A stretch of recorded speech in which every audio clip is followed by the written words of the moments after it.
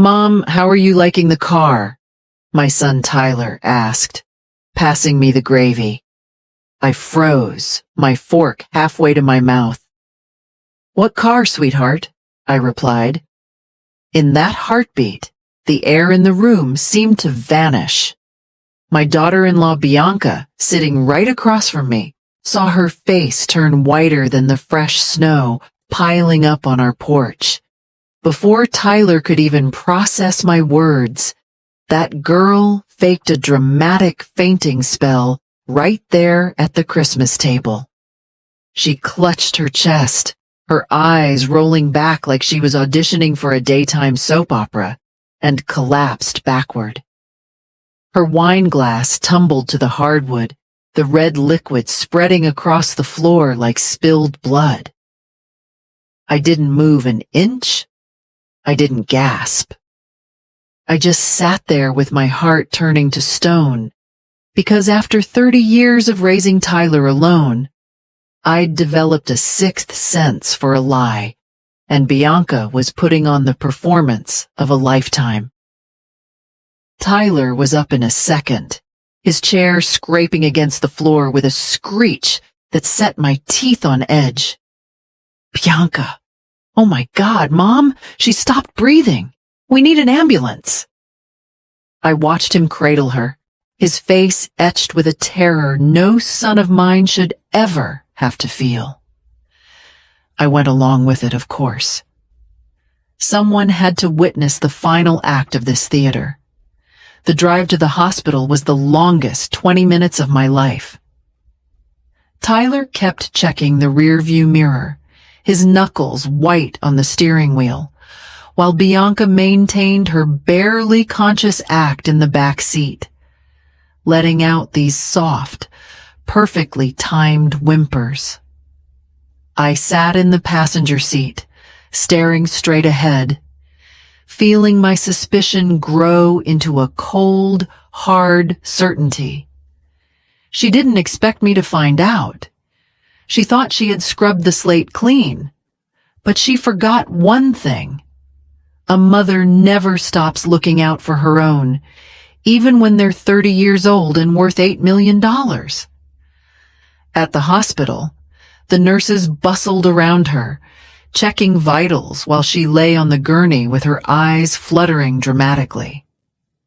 When she finally came to after 20 minutes of medical theater, she reached for Tyler's hand with trembling fingers. "Honey, I'm so sorry," she whispered, her voice cracking just enough to break a man's heart. "I crashed the car. The white Camry you bought for your mom. It was supposed to be a surprise for today. I didn't tell you because you just got back from that business trip, and I didn't want to stress you out. I had it towed and sold for parts because the frame was bent." Tyler's eyes filled with tears. Not for the car, but for her. He bought every single word. But as I watched her from the corner of the room, I caught her reflection in the glass of the heart monitor. For just a split second, her mask slipped. The helpless victim was gone, replaced by something cold, calculating, and predatory. That's when it all clicked. This wasn't just a car accident. This was a heist. You see, my Tyler is a brilliant man. He built a software company from a laptop in our cramped kitchen while I worked 3 jobs to keep the lights on. He's the same boy who used to do his homework at a diner booth while I poured coffee for truckers at 4 a.m. His father, Richard, had walked out on us when Tyler was only 3, leaving nothing behind but a pile of unpaid bills that looked like confetti after the world's worst party. For 27 years, we heard nothing. Not a birthday card, not a phone call, not a penny. But then, 3 years ago, Tyler's success made the local papers. "Local boy makes it big," the headline screamed, and like a ghost rising from a shallow grave, Richard appeared. He came back with empty pockets and a mouth full of apologies. And Tyler, bless his heart, was so hungry for a father's love that he opened the door wide. 6 months later, Richard coincidentally introduced Tyler to Bianca. Watching them at the hospital, I realized I'd been blind. Tyler has the brain of a genius, but the emotional intelligence of a golden retriever. He trusts everyone because he wants to be loved. He told me that night, "Don't worry, Mom, I'll get you another car. The important thing is that Bianca's okay." I bit my tongue so hard, I tasted copper. I knew if I called her a liar then and there, Tyler would protect her. He'd see me as the jealous mother-in-law who couldn't handle his new life. No, I had to be smarter. I had to do the math myself because Bianca's story had more holes than Swiss cheese. That night, while Tyler fussed over his traumatized wife, I sat in my dark kitchen and made a vow. I've spent 30 years protecting that boy from the world. I wasn't about to stop now just because the threat was sleeping in his guest room. The next morning, I started my detective work. I called the dealership, Henderson Motors. I spoke to a man named Jake. I told him I was calling about the white Camry delivered to Bianca Morrison. "Oh, she was thrilled," Jake told me, his voice booming with genuine cheer. "She signed the paperwork with the biggest smile I've seen all week, even took photos for her records. But it was strange, though. She asked a lot of questions about how quickly she could transfer the title and what the immediate resale value was. I figured she was just a planner." My grip tightened on the phone until my knuckles ached. Resale value. Little Miss Innocent wasn't worried about a crash. She was calculating her profit margin before the ink on the contract was even dry. I spent the next 4 hours scouring police reports and insurance databases online. In our town, a totaled car in a hit-and-run intersection would have generated a paper trail a mile long. There was nothing. No accident report. No insurance claim. No record of a white Camry being towed. Bianca had sold my gift and pocketed the cash, then staged a feint to stop me from asking questions at dinner. But it went deeper. That evening, Richard came over for dinner, as he always does. He sat there, cutting his steak with surgical precision, talking about a big investment opportunity he had for Tyler. "Just a little upfront capital, son," he said, his voice smooth as silk. "It'll double in 6 months. Tyler's eyes lit up. He wanted his father's respect so badly he was willing to pay for it. Later that night, I looked out the kitchen window and saw Richard and Bianca on the back patio. They were standing close, too close for in-laws. Their heads were bent together in a hushed, intense conversation. They didn't look like a father and his daughter-in-law. They looked like business partners. The moment Tyler walked out with his coffee, they sprang apart like teenagers caught behind a school shed. They started talking about the weather and the neighbor's new fence, but I'd seen the shift. It was a choreographed dance. I went to bed, but sleep was a stranger. My mind kept spinning. The missing car, the phantom accident, Richard's perfect timing, and now this secret communication. These weren't coincidences. They were red flags. I decided I needed a history lesson. I drove down to our old neighborhood, the one with the cracked sidewalks and the smell of laundry detergent, to see Donna Rosa. She's lived on Maple Street for 40 years and forgets nothing. We sat on her creaky wicker porch, the smell of her rose bushes thick in the air. When I mentioned Richard was back, her face darkened like a summer storm. "That man!" she spat, her voice thick with disgust. "He left Mrs. Garcia next door owing 3 months' rent. He threw out a box of photos of you and Tyler in the trash like they were yesterday's newspaper. Mrs. Garcia saved them, Helena. She gave them to me." She went inside and brought out a dusty cardboard box. I looked at the photos. Some were torn, some had coffee stains. My heart broke for the boy Tyler used to be. Richard hadn't left for a noble reason. He left because we were an inconvenience. Rosa leaned in, her voice a whisper. "He was always a smooth talker, Helena. But Mrs. Garcia's nephew works in collections, and he said Richard's name has popped up for years. Different cities, different names, always owing money and vanishing when the well ran dry." I thanked her and drove home in a daze. I had the truth now, but I knew Tyler wasn't ready to hear it.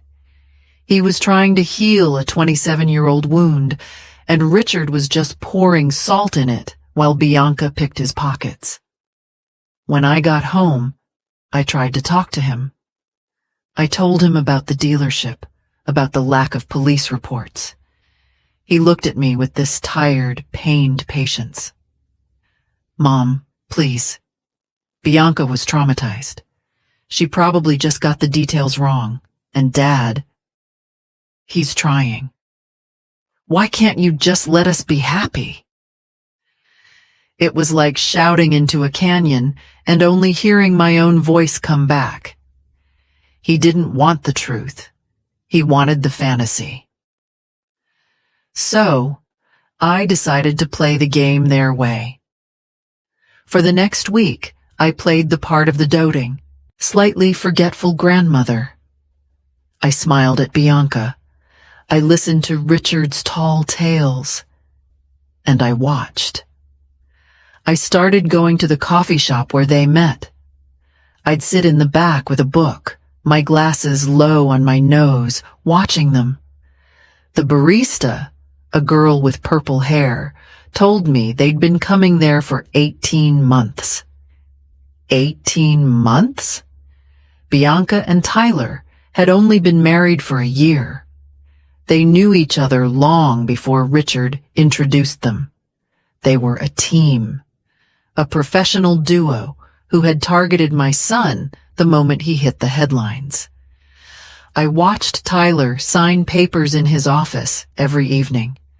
Bianca would bring them in, draped in a silk robe, smelling of expensive perfume. "Just routine stuff, honey," she'd say, kissing his cheek. "Investment adjustments and tax forms." And Tyler, looking at her with such adoration, would sign them without reading a single line. It was like watching a slow-motion train wreck. I knew I was running out of time.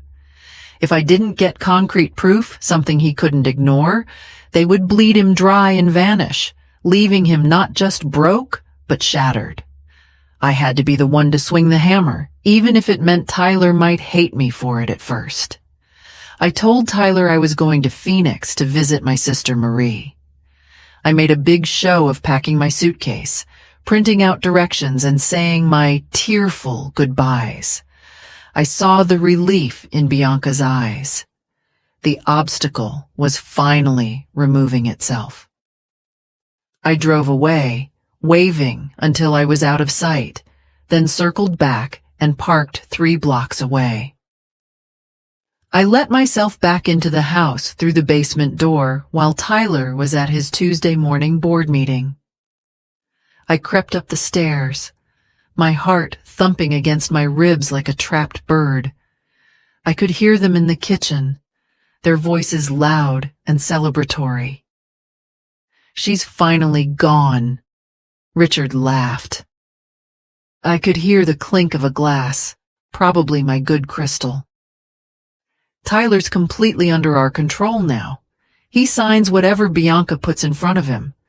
The kid's so desperate for a daddy, he's basically paying us to rob him. I felt a flash of rage so hot it made my vision blur. I pulled out my phone and hit record. Bianca's voice came next, sharp and cold. How much more do you think we can squeeze out before he notices? I want to be in the Caymans by spring. Richard chuckled. Another 50, maybe 75,000. We'll tell him it's for the real estate deal. He won't question it. He wants to believe in us more than he wants to keep his money. I caught 10 minutes of it. 10 minutes of them laughing about my son's loneliness, mocking his heart, and planning his ruin. I snuck back out, my hands shaking so hard I could barely grip my keys. I didn't go to Phoenix. I drove straight to Tyler's office. I walked past his secretary, ignored the "he's in a meeting" protests, and locked his office door behind me. He looked up, startled. "Mom? I thought you were halfway to New Mexico." I didn't say a word. I just put my phone on his desk and hit play. I watched his face. That's the hardest thing I've ever had to do, watching the light go out of my son's eyes. He went from confusion to shock, then to a pale, ghostly stillness that terrified me. When the recording finished, he didn't scream. He didn't cry. He just sat there, staring at the phone like it was a poisonous snake. "He called me a mark," Tyler whispered. "My own father called me an easy mark." I reached across the desk and took his hand. "It's not your fault, Tyler. You have a good heart. They're just people who don't have one." The next few hours were a whirlwind. Tyler's business brain finally kicked in. He called his lawyers, his forensic accountants, and his head of security. We stayed in that office until the sun went down, untangling the web. Bianca had moved nearly $200,000 over the last year into offshore accounts. The investments Richard proposed were ghost companies with P.O. boxes in Delaware. They had been systematically dismantling his life's work, piece by piece, while he slept right next to the thief. Tyler was quiet, his jaw set, his eyes cold. The golden retriever was gone. The man who built an empire was back. We went to the house that night. Tyler told me to stay in the kitchen, but I left the door cracked. I wanted to see the end of it. Richard and Bianca were in the living room, acting like the perfect family. When Tyler walked in, Bianca started her "I missed you" routine, but Tyler just held up his hand. He played the recording. The silence that followed was heavy, suffocating. Richard tried to bluster, tried to claim it was a joke, a misunderstanding. Bianca tried to cry, but Tyler didn't flinch. "I've frozen the accounts," he said, his voice like dry ice. "I've called the police. You have 10 minutes to pack a bag and get out of my house before the sheriff arrives." Richard turned on me then. He saw me standing in the kitchen doorway, and his face twisted into something demonic. "You bitter old hag, you ruined everything," he screamed. Tyler stepped between us, and for the first time in his life, he looked at his father with total, absolute clarity. "No," Tyler said. "She saved me. Something you wouldn't know anything about." They left with nothing but the clothes on their backs and the shame they couldn't hide. The fainting spell didn't work this time. The investment was bankrupt.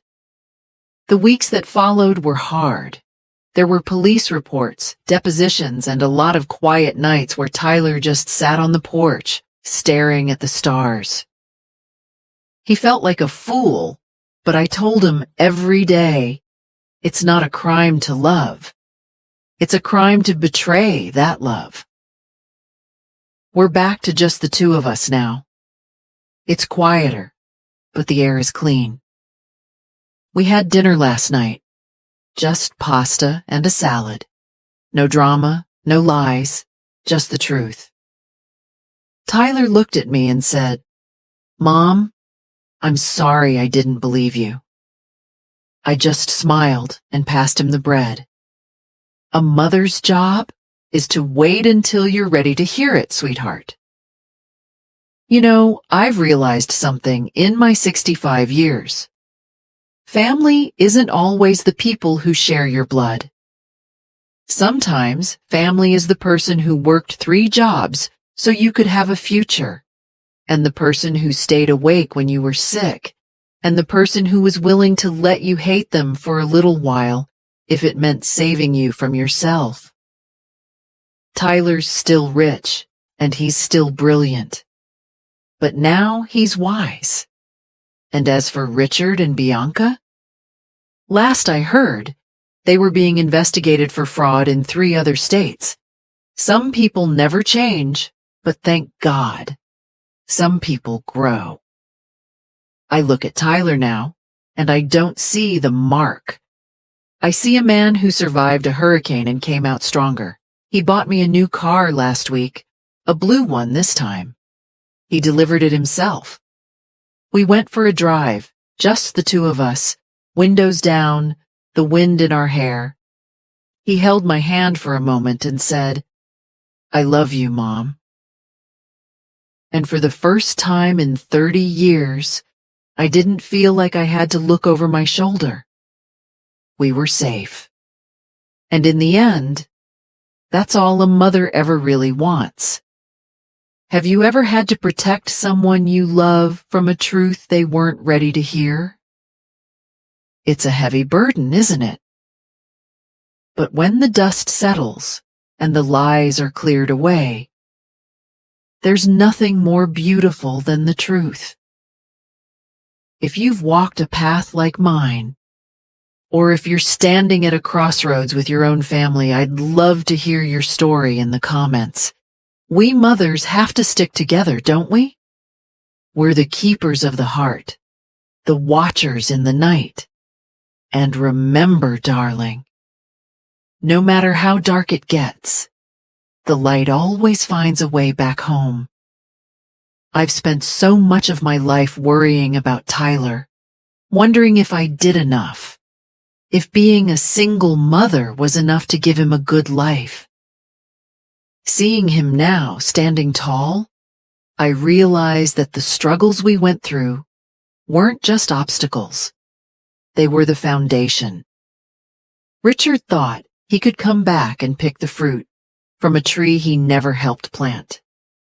He found out the hard way that the roots are deep, and they are strong. My son is whole again, and that is the greatest gift I could ever receive. So here we are, another year, another Christmas coming up.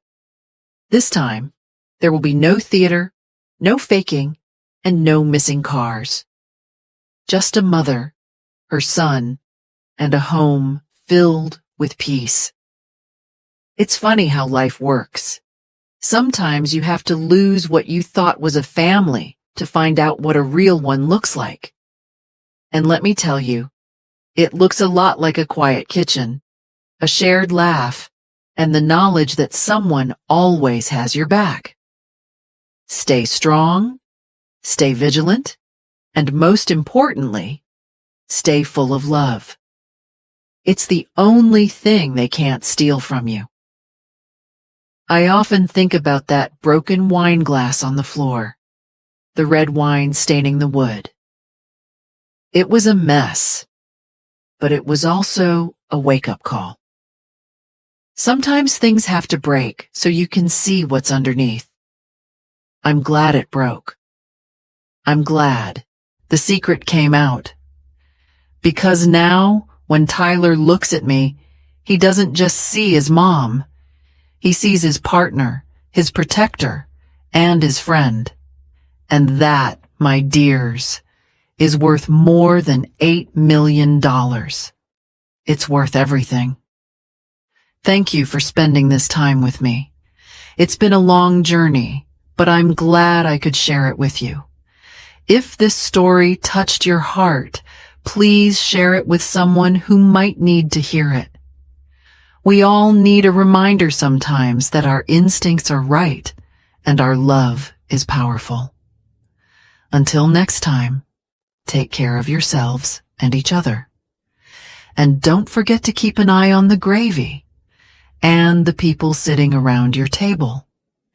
You never know what a simple question might reveal. As the sun sets on another day, I'm going to go inside and start on that pasta Tyler likes so much. There's something healing about the smell of garlic and the sound of a bubbling pot. It's the sound of a life well lived, a home well guarded, and a love that never, ever gives up. Goodbye for now, and remember, your voice matters, your heart is strong, and you are never alone in this journey of motherhood. I've learned that choosing peace isn't giving up. It's finally choosing yourself and the people who truly matter. Every mother gives pieces of herself away over the years. We give our sleep, our youth, our dreams. The question we have to ask is, do we leave anything for ourselves? I found my answer in the quiet moments after the storm. I found that my peace was tied to Tyler's safety. And once he was safe, I could breathe again. Have you ever had to make that hard choice? Between the family you were told you should have and the peace you knew you needed? I'd love to hear about it. Tell me about your victories, your struggles, and those moments when your sixth sense saved the day. We are a sisterhood of experience, and there is so much wisdom in our shared stories. Don't be afraid to speak your truth. It might be the very thing someone else needs to hear today to find their own strength. Remember, darling, it's never too late to come home to yourself. It's never too late to clear the table of the people who don't belong there and make room for the ones who do. You are the author of your own story, and you have the power to write a beautiful, honest ending. I'm rooting for you every step of the way. God bless, and I'll see you in the comments. As I close this chapter, I look out at the world with new eyes. The snow is falling again, but this time it feels clean. It feels like a fresh start. And as the lights of the tree twinkle in the window, I know that no matter what tomorrow brings, we are ready. Because a family built on truth is a family that can never be broken. And that is the most heartwarming story of all. Good night, my friends. Sleep well, knowing that you are loved, you are valued, and you are far more capable than you ever imagined.